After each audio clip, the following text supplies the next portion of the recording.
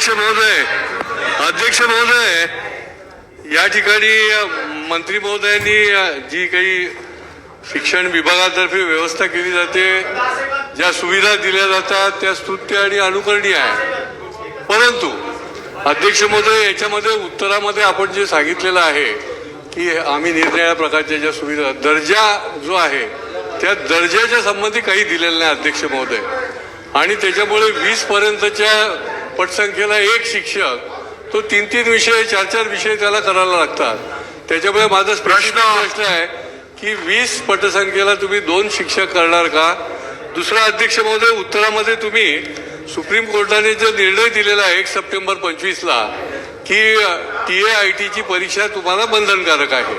आता एक परीक्षा झाली त्याची, परंतु याच्यामध्ये अध्यक्ष महोदय ज्यांना प्रमोशन मिळालेलं आहे त्यांना परीक्षा दिल्याशिवाय प्रमोशन मिळणार नाहीये.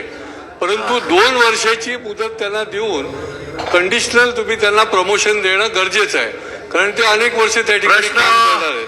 तर त्या बाबतीमध्ये आपण ही अट जी आहे ती शिथिल करणार का अध्यक्ष महोदय?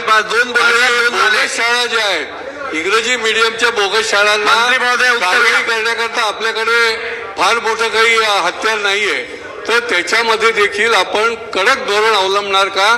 कारण याच्यामध्ये विद्यार्थी पालकांची नुकसान होतं. अध्यक्ष महोदय, मी यापूर्वीच सांगितलं की फीच्या संदर्भामधलं एक रेग्युलेशन त्या ठिकाणी आणण्याचं प्रस्तावित करण्यात आलेलं आहे आणि येणाऱ्या काळामध्ये एक मर्यादा त्या ठिकाणी असली पाहिजे. आणि दुसरा जो काही आपला मुद्दा होता की एक गुणवत्तापूर्ण शिक्षण आपल्याला कसं देता येईल याचा एक आराखडा त्या ठिकाणी तयार करण्यात आलेला आहे. प्रत्येक स्थानिक स्वराज्य संस्थेच्या ज्या काही शाळा आहेत यांना एक कार्यक्रम निश्चिती करून येणाऱ्या काळामध्ये उदाहरणार्थ आता ग्रामीण भागाचं जर आपण बोलायला गेलो तर केंद्रामधली एक शाळा एक आदर्श शाळा आपण करायला घेतलेली आहे आणि त्या दृष्टिकोनातून ते मॉडेल शाळा केल्याच्या नंतर त्याचं अनुकरण इतरही शाळा त्या ठिकाणी करतील. आणि सर्व गोष्टींचा अध्यक्ष महोदय मी सारांश सांगितला.